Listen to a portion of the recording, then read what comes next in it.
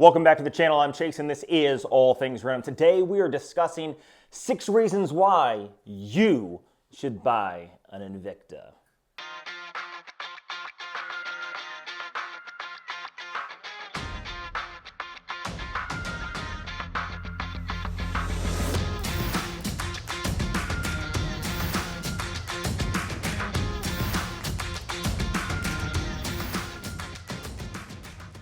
Now, before we hop into the video, I will do a customary wristwatch check. In fact, I'll be doing them more often because I realize I actually don't do them and I'm always wearing a watch because this is primarily a watch channel with other random things. That's All Things Random. Today I'm wearing the World Time, the Casio World Time with a Vario leather strap. I did a review on that in the last video, and honestly, I love the straps. They're awesome. So before we hop in this video, when I talk about Invicta, I don't mean this as Invicta. I mean more like a Pro Diver or the Invicta 1953.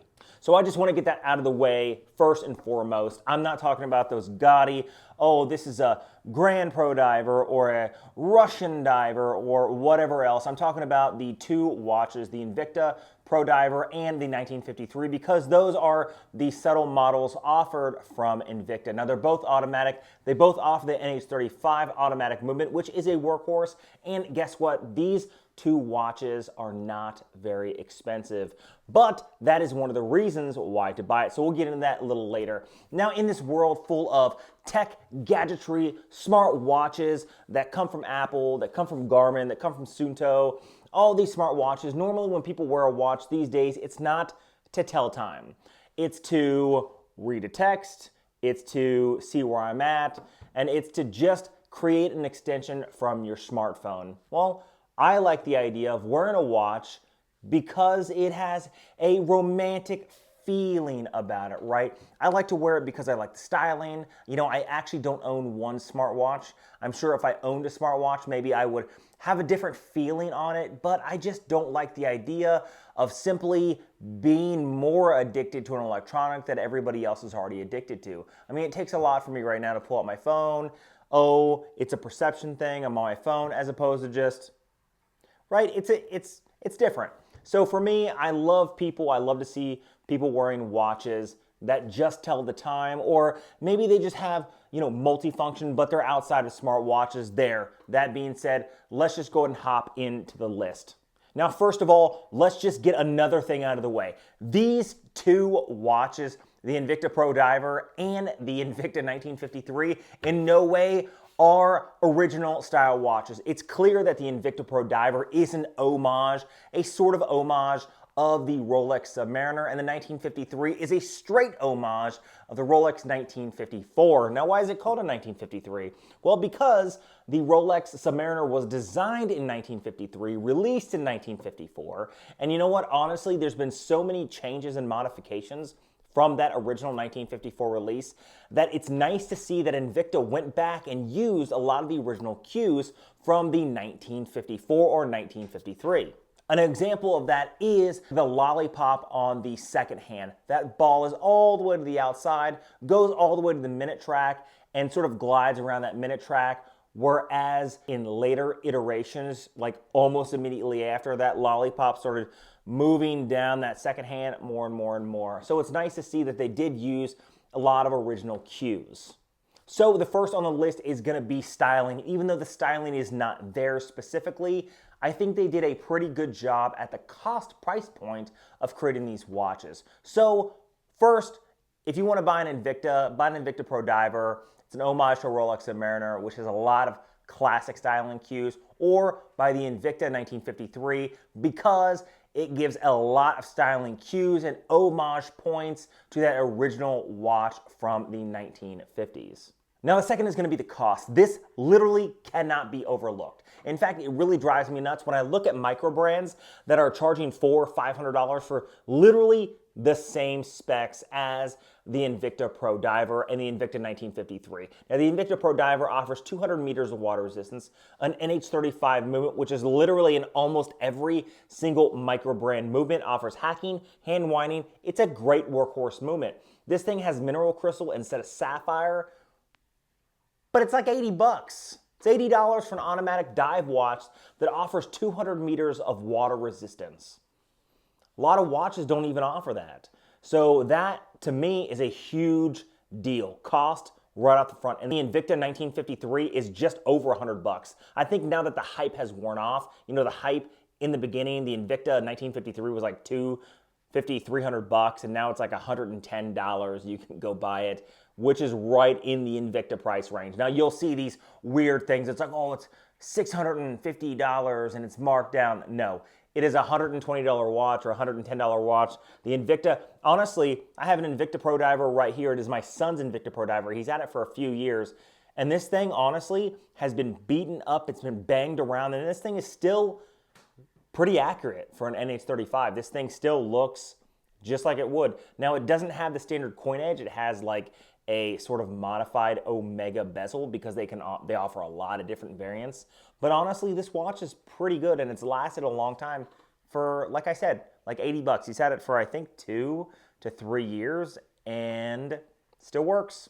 $80, I can't say a lot for other watches that cost $80. Now, third on the list is going to be something I literally just mentioned, which is water resistance. Okay, when it comes to people doing daily activities, water resistance is an extremely important thing. Both of these watches that I'm talking about offer 200 meters of water resistance, which means you can basically take it scuba diving if you want. Now, are most people going to take watches scuba diving? The answer is no. If you're actually going to go scuba dive or free dive, most people take dive computers with them because they're much more accurate for what they're doing. Dive computers and dive watches really aren't meant for telling time. Specifically, they're meant for water saturation and depth in the water.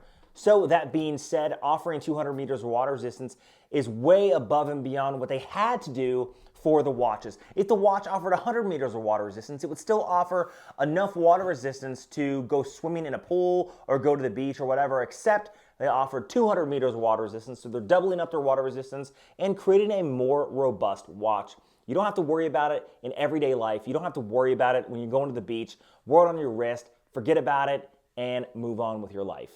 Next on the list is going to be the movement. Now, I've said the NH35 multiple times in this video already, but it is a workhorse movement. Offers hacking and hand winding, a date function at the 3 o'clock, and honestly, it's hard to go wrong. In fact, it's so hard to go wrong that a lot of micro brands offer NH35s, like I said earlier, in their watches that cost $300, $400, $500, even upwards of $600.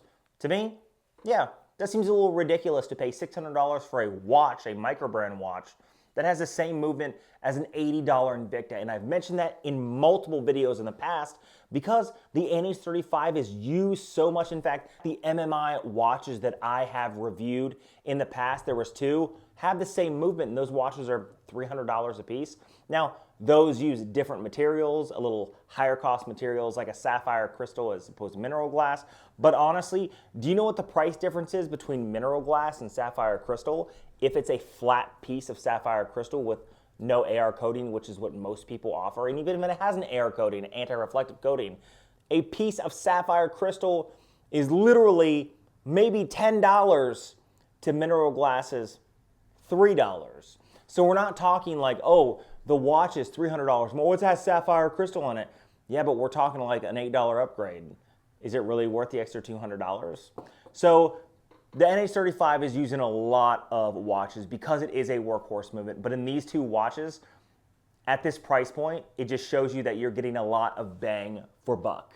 Okay, number 5 on the list is going to be materials of the watch. These 2 watches use the same materials as every other micro brand out there, right? 316L stainless steel, which is the industrial standard, except for people like Rolex or if you use precious metals. But 316L stainless steel is basically what everybody uses for their stainless steel watches unless you have something far cheaper. And I'll give you an example of something that's far cheaper. The Benyar, or whatever it is, I'll actually pop a picture of it right here. Now these things are like $60, $70, and it was found out that they're not using stainless steel cases. What they're using instead is like a brass case or a composite material case, some cheap metal, and then what they're doing is they're putting stainless steel plating on the outside as opposed to a solid piece of stainless steel. So again, these things are barely more expensive than a cheap Chinese brand, Benyar, that uses some sort of metal composite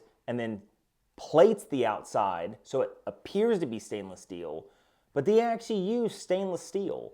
So you're getting 316L stainless steel, which is an industrial standard for every other micro brand out there that doesn't use precious metal. You're getting a mineral crystal, which yes, mineral crystal, mineral glass is not the best thing in the world, but it's also something like, it's not like acrylic. So like a Timex, like it's not like a piece of plastic that's gonna scratch easily. It does offer some scratch resistant capabilities. Is it as much as sapphire?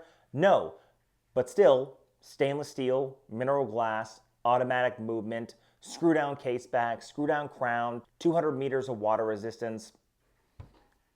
And generally these come on a full stainless steel bracelet with hollow end links. Yes, hollow end links, but a full stainless steel bracelet that I can't find anymore because he likes the rubber strap better. So it's just much more comfortable in the water. However, you get all that for 80 bucks. It's really hard to beat that. And on the 1953, like I said, it's $110. Very, very difficult to beat those prices with the materials and the movement. Name me another watch. Now, last but not least is going to be the wearability. Now, because of everything that has built up to number 6, yes, it's like a cascading effect. You have the fact that it has great styling, it has great materials and water resistance and the cost, right? It's building up to the fact that it has great wearability. And it has great wearability because of everything that we've talked about from this moment on. However, when I say wearability, I mean it can basically be worn with everything. If I have an Invicta Pro Diver on a stainless steel bracelet, I can wear that in any occasion, whether it's dressed up or dressed down. I can put a NATO strap on either one of those watches and dress it down. I can put different bands on those watches and dress them up because the lug width on those are 20 millimeters, which basically you can buy a strap anywhere of any quality and put it on and you change the entire appearance of that watch. So because they do have that classic styling, classic design of Rolex, you can wear them with everything just like you would a Rolex. Now, what do you guys think about this video? This is just a quick little video, just something I was thinking about in my car because a lot of people ask me for my opinion on what watches they should wear, what would be a good watch, if they wanted to buy something for their kids, you know, just basically like, hey, what's a good watch that offers great value, great resistance, great wearability, durability, and everything that I've talked about earlier in this video. Now, I know a lot of people are gonna be really irritated because a lot of people love or hate Invicta. I'll be honest with you, I hate Invicta, but I'm okay with the Invicta 1953. In fact, I ordered one because I want to review it. I want to give it a chance, unlike other Invictas. So I want to give it a chance. I ordered it. When that thing comes in, I'll do a review. But basically, this is for those people who don't know what to do. They may not have a lot of money, and they may have heard some pros and cons about Invicta, but I'm telling you here 6 reasons why you just may like Invicta, well, the 2 watches that I talked about from Invicta. Now, if you like videos like this, hit that subscribe button down below. Leave a comment on the content you guys would like to see. On this channel, I have a lot of videos coming up in the future. Basically, I'm going to try to be releasing them every 2 to 3 days. So make sure you guys are hitting that notification bell so you can be notified when I drop that next video. Until next time.